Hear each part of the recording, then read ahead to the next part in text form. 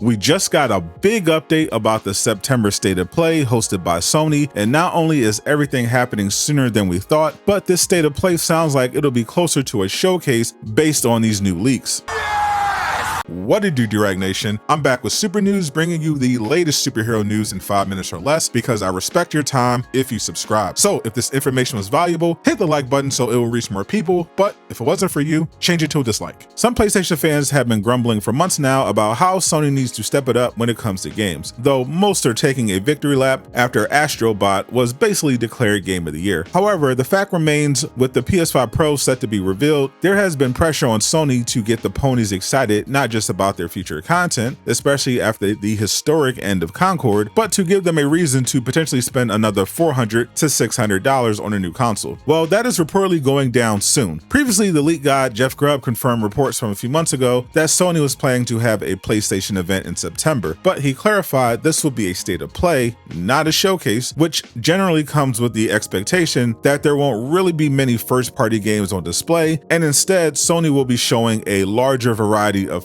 third-party games coming to the PS5, as well as updates on previously released titles. But based on new leaks, there is reason to get hyped. First, Jeff Grubb followed up on his previous report about the state of play by clarifying he heard the event would happen during the last week of September, with the first announcement of the PS5 Pro potentially happening either at the state of play or before it. However, another popular leaker, Lunatic Ignus, dropped some big information on this. Ignus is known for dropping a lot of reliable information in his Discord, including the date of the May state of play. Earlier, he reported that the big announcement, which is of course the PS5 Pro reveal, is happening next week, while the state of play will be happening on the 19th or the 20th of September. This lines up with Jeff Grubb's reporting and Sony's typical marketing strategy, as they like to have events where they're showing off new consoles before the Tokyo Game Show, which is on the 26th, where Sony will also be doing a showcase of upcoming games like Monster Hunter Wilds and Death Stranding 2. But the interesting thing Ignus mentioned was that there will indeed be first-party content there, including a big world premiere, though he mentioned that premiere could happen at the Game Awards in December. However, I doubt that, as Sony almost always announces exclusives from first-party studios at their own events. As for what the first-party content could be at the state of play, we have previous information from popular insider Shinobi about Sony dropping 2 major first-party games in 2025. So based on that, the potential first-party content we could see at the state of play could be one or all of the following: Fairgame,